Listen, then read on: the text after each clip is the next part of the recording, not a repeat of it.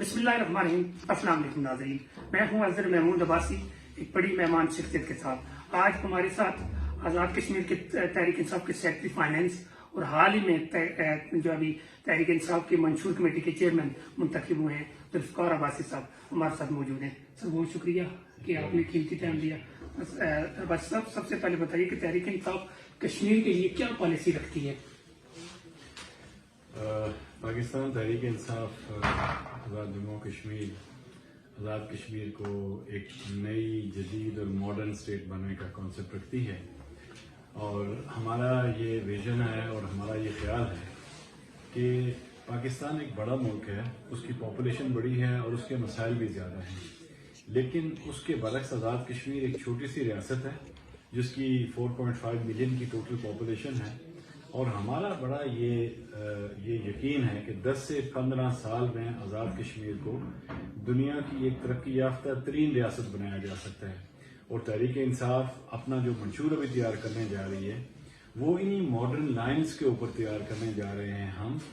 کہ یہ جو ہمارا پیچھے سے ایک طریقہ کار چلا آتا جا رہا ہے کہ ہمارا کوئی تقریباً 140 ارب کا بجٹ ہے ابھی،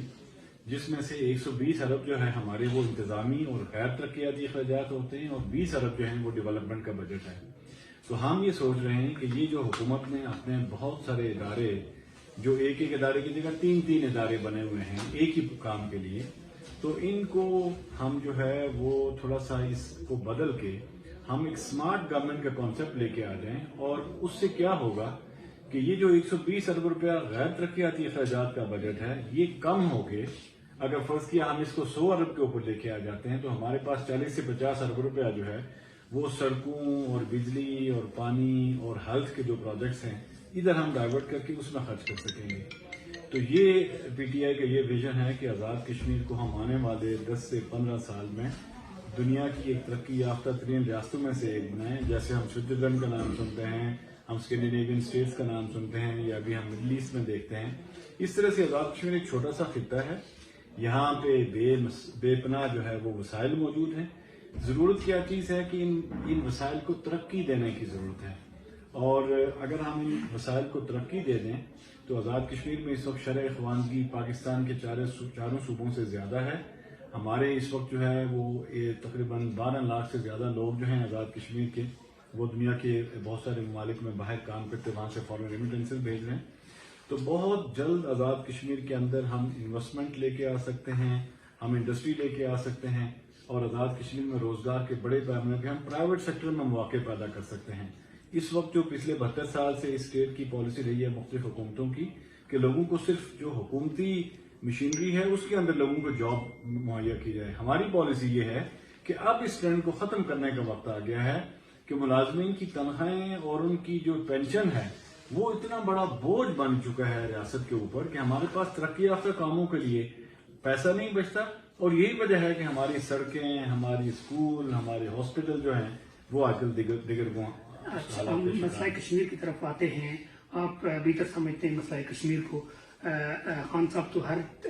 تقریر میں مسئلہ کشمیر کو اجاگر کرنے کے لیے جنرل اسمبلی میں بھی آتا ہے کہ بڑی اچھی تقریر کرتے ہیں، لوگوں کو اچھی موٹیویشن دیتے ہیں۔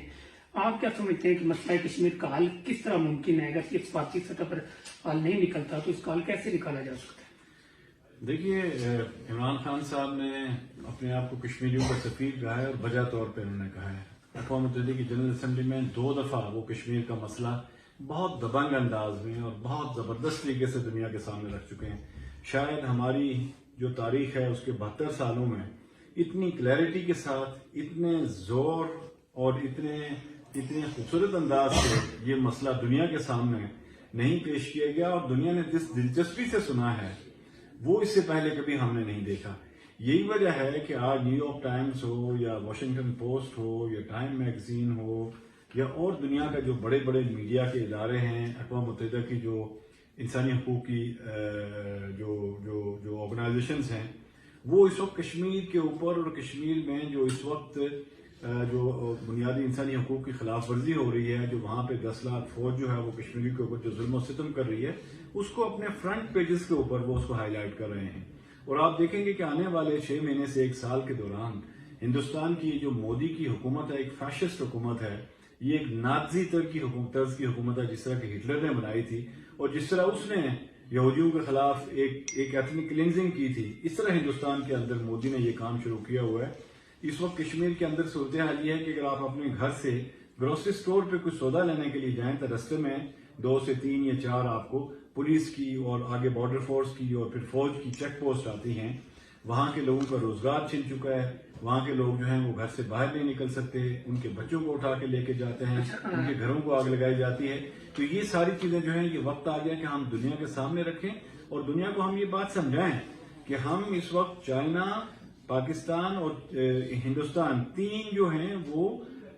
یہ نیوکلیس نیشنز ہیں، اور یہ جھگڑا اگر خدا نہ خواستہ اگر آگے بڑھا، دنیا نے اس کی طرف توجہ نہیں کی تو کسی وقت بھی یہ ہے کہ یہ ایٹمی فلیش پوائنٹ بن سکتا ہے۔ آپ غربی باغ کی طرف آتے ہیں، آپ کا بھی ایک تعلق غربی باغ سے۔ غربی باغ میں اس وقت ہاسپٹل کے بڑے مسائل ہیں، بہت سارے لوگوں نے یہ سوال کہا تھا، اور ہاسپٹل کے مسائل ہیں جہاں اس وقت اگر پرائیویٹ ہاسپٹل میں لوگ مجبوراً لوگ پرائیویٹ اگر ہاسپٹل میں جاتے ہیں تو یہاں پر کوئی بھی اس طرح کی سہولت میسر نہیں ہے، چھوٹے سے چھوٹے علاج کے لیے ہم مظفر آباد یا راولپنڈی جانا پڑتا ہے۔ اس طرح لوگ سرکاری اسکولوں کے بجائے پرائیویٹ اسکولوں میں مجبوراً لوگ جا رہے ہیں، تو اس کے کیا آپ جب تحریک انصاف اس کے لیے کیا کوئی لائے گی پالیسی؟ دیکھیے گزارش یہ ہے کہ یہ جو اوور دا ٹائم جو بھی حکومتیں آئی ہیں پچھلے 10 15 20 سال میں، غربی باغ آزاد کشمیر کے پسماندہ ترین علاقوں میں اس کا شمار ہوتا ہے بدقسمتی سے۔ اگر آپ میرپور کی حالت دیکھیں، آپ کوٹلی کی حالت دیکھیں، آپ راولہ کوٹ کی یا مظفر آباد کی حالت دیکھیں تو معاملات بہت بہتر ہیں، ان کی سڑکیں بھی بہتر ہیں، ان کے ہاسپٹلز بھی بہتر ہیں کمپیریٹیولی، اور ان کی باقی جو سہولیات ہیں عوام کے لیے وہ بھی بہتر ہیں۔ غربی باغ میں جہاں سے وزیر اعظم بھی بنے، جہاں سے صدور بھی بنے، جہاں پہ ہمیشہ سے ایک پارٹی جو ہے وہ جیتی آئی ہے پچھلے 72 سال میں، وہاں آج تک یہ بنیادی سہولتیں جو پچھلی صدی میں یہ سارے معاملات حل ہو جانے چاہیے تھے، یا کم از کم پچھلے 50 سال میں حل ہو جانے چاہیے تھے، وہ 72 سال گزرنے کے باوجود بھی حل نہیں ہو سکے۔ سو ہم نے یہ منصوبہ بنایا ہے کہ سب سے پہلے وہ علاقے جیسے کانڈی کا علاقہ ہے، آپ دیکھیں کوہالہ سے لے کے تو ارجا تک یہ کوئی 2 لاکھ سے زیادہ کی آبادی یہاں پہ اس کے اوپر مشتمل ہے۔ یہاں سڑک کا بنیادی طور پہ مسئلہ ہے، یہاں پہ کوئی زچہ بچہ سینٹر نہیں ہے۔ ہماری مائیں اور بہنیں زچگی کے دوران میں یہاں سے جب ان کو ٹرانسپورٹ کرتے ہیں لوگ اسلام آباد یا مظفر آباد تو رستے میں کئی اموات واقع ہو جاتی ہیں، کئی جو ہیں وہ بچے ہمارے جو ہیں وہ ماؤں کے پیٹ میں وہاں پہ وہ دم توڑ دیتے ہیں، اس طرح کی سچویشن ہوتی ہے۔ لیکن حرام ہے کہ کسی کو اس بات کی کوئی فکر پرواہ ہی نہیں ہے۔ تو ہم پہلا کام یہ کریں گے کہ ان زیرکوٹ کے اندر ہاسپٹل کو بنیں گے، تحصیل ہیڈ کوارٹر ہاسپٹل ہے جو امریکنز نے بنا کے زلزلے کے بعد آزاد کشمیر کو one of the best hospital دیا تھا۔ وہاں پہ جو مشینری آئی ہے وہ پچھلے 10 سالوں میں حکومتی اہلکاروں نے نکال کے اس میں سے بیچ دی ہے، سنا ہے۔ اور اسی طریقے سے وہاں پہ جو سٹاف مہیا کرنا تھا، ڈاکٹرز تھے، نرسنگ سٹاف تھا، وہ ابھی تک اس کی وہاں پہ اپائنٹمنٹ نہیں ہو سکی۔ یہ ایک لمحہ فکریہ ہے غربی باغ کے لوگوں کے لیے کہ کون آخر ہمارے مسائل حل کرے گا۔ اسی لیے ہم یہ کہتے ہیں کہ تبدیلی ہمیں چاہیے، سو دیٹ کہ ایک ایسا آدمی جو عوام کے درمیان میں رہتا ہو، جس کو عوام کے دکھ درد کا اندازہ ہو، اس کو ہم آگے لے کے آئیں تاکہ یہ مسئلے حل ہوں اور لوگ جو ہیں وہ سکھ کا سانس لے سکیں۔ غربی باغ کی سیاست کی طرف آتے ہیں تو غربی باغ میں اس وقت اگر میجر لطیف خلیق کو ٹکٹ ملتا ہے تو تمام امیدوار کیا اس کے پیچھے کھڑے ہوں گے؟ دیکھیے تحریک انصاف کی ٹکٹ دینے کی اپنی ایک پالیسی ہے۔ پاکستان کے 4 صوبوں میں ٹکٹ تقسیم ہوئے، ابھی گلگت بلتستان میں تقسیم ہوئے ہیں، آگے انشاءاللہ آزاد کشمیر کی باری آنے والی ہے۔ پرائم منسٹر عمران خان خود ذاتی طور پہ مختلف ایجنسیز کے ذریعے مختلف امیدواروں کے بارے میں انفارمیشن جمع کرتے ہیں۔ جو پارٹی کی سورسز ہیں وہ اپنے سرویز کرواتے ہیں خفیہ طریقے سے، اور مختلف آرگنائزیشن کے تھرو وہ ہر حلقے کا جا کے سروے کرتے ہیں، جائزہ لیتے ہیں کہ کون سا امیدوار، 3 یا 4 امیدواروں کو وہ رکھ کے دیکھتے ہیں۔ تحریک انصاف میں اس وقت بے پناہ امیدوار ہیں جس طرح آپ بھی دیکھ رہے ہیں، اور جہاں تک امیدوار اور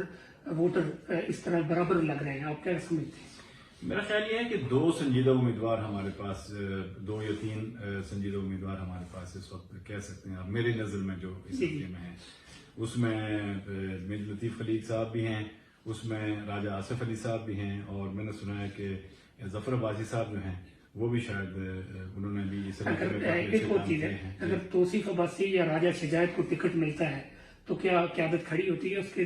ساتھ؟ میری بات یہ ہے کہ ٹکٹ تو جس کو ملے گا قیادت اسی کے ساتھ کھڑی ہوگی۔ لیکن توصیف عباسی صاحب یہاں پہ 2 دن کے لیے آتے ہیں، وہ ہالیڈے پولیٹیشین ہیں، جی وہ 5 دن نوکری کرتے ہیں اسلام آباد میں اور 2 دن یہاں حلقے میں آتے ہیں اور یہاں گھومتے پھرتے ہیں اور لوگوں سے ملتے ملاتے ہیں، جو اچھی بات ہے۔ آئی تھنک کہ وہ ایک پولیٹیکل ورکر کے طور پہ کام کر رہے ہیں تو اچھی بات ہے۔ کل بعد میں ہمارے یہاں بلدیاتی الیکشن آئے گا، لوکل کونسل کے الیکشن ہوں گے، تو ابھی انہوں نے چونکہ ابتدا سے شروع کرنا ہے تو اس لحاظ سے وہ راجہ شجاعت صاحب بھی ہمارے ایک ابھرتے ہوئے لیڈر ہیں، بہت اچھے بڑی صلاحیتوں والے ہمارے پولیٹیکل ورکر ہیں۔ کوئی اس میں بری بات نہیں ہے کہ اگر امیدوار کوئی بھی ہوتا ہے تو اس میں کل کے واقعے کی طرف آؤں گا۔ کل دلکوٹ میں ایک واقعہ ہوا ہے، بہت سارے میڈیا سیل اور تمام لوگ بڑے اس چیز کو اچھے طریقے سے بیان کر رہے ہیں اور مختلف اپنے اپنے ذریعے ذرائع سے اپنے اپنے پیجز پہ لگا رہے ہیں۔ تو کیا واقعہ تھا؟ آپ وہاں پر موجود تھے، لوگ کہہ رہے ہیں کہ اس طرح ذوالفقار صاحب کے گروپ کو اس طرح ان کے ساتھ اس طرح ہوا، بدسلوکی ہوئی یا اس طرح، کیا واقعہ کیا تھا؟ بتائیں گے؟ واقعہ بڑا انٹرسٹنگ ہے۔ واقعہ یہ ہوا کہ پرسوں ہمیں نوٹس ملا تھا میٹنگ کا کہ 11 بجے میٹنگ ہے، جو ہماری تحصیل گورننگ کمیٹی ہے اس کے جو جنرل سیکرٹری سلمان سعید صاحب نے بتایا، تو ہم نے ان سے واپس رابطہ کیا کہ ہم نے اسلام آباد سے آنا ہے، اور میجر لطیف صاحب بھی کہیں کسی اپنی انگیجمنٹ میں تھے صبح، تو انہوں نے بھی کہا کہ اگر 12:30 تک میٹنگ رکھیں تو ہم آئیں، 11 بجے زیادہ جلدی ہو جائے گی۔ تو سلمان سعید صاحب نے ہمیں کہا کہ اچھا ٹھیک ہے، ہم اس میٹنگ کو گھنٹہ 1.5 گھنٹہ آگے کر دیں گے، کوئی بات نہیں، آپ آرام سے آ جائیں۔ ہم جب 12:30 بجے پہنچے تو ہمیں پتہ چلا کہ میٹنگ تو وہاں ختم ہونے والی ہے، جب میں اور میجر لطیف صاحب وہاں پہ پہنچے تو اس پہ میں نے ان سے کہا کہ جی آپ ہمیں پوچھ تو لیتے کہ ہم لوگ اتنی دور سے چلے ہوئے میٹنگ کے لیے اسی پرپز کے لیے آ رہے ہیں، تو اتنی ساری بات ہوئی ہے، اس کے اوپر کوئی میرا خیال ہے تھوڑی سی کوئی ہارڈ ٹاک ہوئی ہوگی تھوڑی بہت ہی، لیکن وہ اصل میں جو باقی دوسری جماعتوں کے لوگ ہیں ان کو اپنا سکور سیٹل کرنے کے لیے کوئی موقع چاہیے تھا، پھر انہوں نے ایک طرف سے بھی خود ہی خبریں لگانی شروع کر دی اور دوسری طرف سے خود ہی خبریں لگانی شروع کر دی، نہ کسی کی آپس میں کوئی ہاتھا پائی ہوئی ہے، نہ مار کٹائی ہوئی ہے، کچھ بھی نہیں ہوا۔ یہ ساری کی ساری جو ہے نا لوگوں نے مزے لینے کے لیے اپنی طرف سے مرچی مسالہ ڈال دیا اور اس کو عام کر دیا۔ اس میں توصیف عباسی کا گروپ اس بڑی متحرک ہے، وہ میں نے بیان بھی دیا، آپ نے بھی دیکھا ہوگا، تو کیا یہ کوئی واقعہ پیش آیا ہے؟ واقعی یہ پروپیگنڈا ہے؟ اصل میں اس کے اوپر اب کیا کہوں، یہ آپ ان سے سوال کریں تو زیادہ وہ بہتر جواب دیں گے۔ ہم سارے لوگ وہاں جو میٹنگ کے شرکاء تھے، اس کے بعد 1.5 گھنٹہ میٹنگ چلی ہے، اس میں ہم نے 14 نومبر کا جو جلسہ ہے اس کے سلسلے میں تمام انتظامات کا جائزہ لیا، باقی سارے معاملات سیٹل کیے اور ساری بات اتفاق رائے سے طے ہوئی ہے۔ ٹائمنگ کا کوئی ایشو تھا جس کی وجہ سے کوئی میٹنگ کا کوئی؟ وہی میں نے کہا نا، ٹائمنگ کا ایشو تھا کہ 11 بجے کا تھا، تو ہم نے جب ان سے ریکویسٹ کی، یہ پچھلے 1 دن پہلے کی بات ہے، تو انہوں نے کہا کہ آپ 12:30 آ غربی باغ میں جو اس وقت ہونے جا رہا جلسہ تحریک انصاف کا دعویٰ ہے کہ بہت بڑا جلسہ ہم کریں گے غربی باغ کی جو تاریخ ہے، تو کیا اس جلسے کے حوالے سے کیا پالیسیز ہیں، کیا اس وقت آپ اس اسٹریٹجی بنا رہے ہیں؟ میرا خیال یہ ہے جی کہ غربی باغ کی حد تک یہ جلسہ ویسا ہی ہوگا جیسے مینار پاکستان میں عمران خان کا 2013 کا جلسہ تھا۔ یہ جلسہ یہ ڈٹرمن کرے گا کہ یہاں جو اسٹیٹس کو کی قوتیں ہیں، کیا آگے ان کا راج اور روج جو ہے وہ ویسے ہی چلتا رہے گا یا یہاں پہ کوئی تبدیلی آئے گی۔ ہمیں جو لوگوں کے جذبات سے، احساسات سے اور لوگوں کے اندر جو جوش ہے اس سے یہ لگ رہا ہے کہ یہ ایک تاریخی جلسہ ہونے جا رہا ہے، اور یہ اپنے جلسوں کی ہسٹری جو دلکوٹ میں رہی ہے نا وہ سارے ریکارڈ توڑے گا۔ تو انشاءاللہ ہمیں بہت امید ہے، ہماری لوگوں سے اپیل ہے کہ وہ بڑے پیمانے پہ اس جلسے میں شریک ہوں اور یہاں پہ اپنی پریزنس جو ہے اس کو شو کریں کہ یہ بڑا ڈیسائسو مرحلہ ہے ابھی کہ جی ہم یہ فیصلہ کر لیں کہ ہم نے تبدیلی کو اب جو ہے یقینی طور پہ لے کے آنا ہے۔ بہت بہت شکریہ کہ آپ نے قیمتی ٹائم دیا، انشاءاللہ پھر آپ کے ساتھ ملاقات ہوگی۔ تھینک یو، شکریہ۔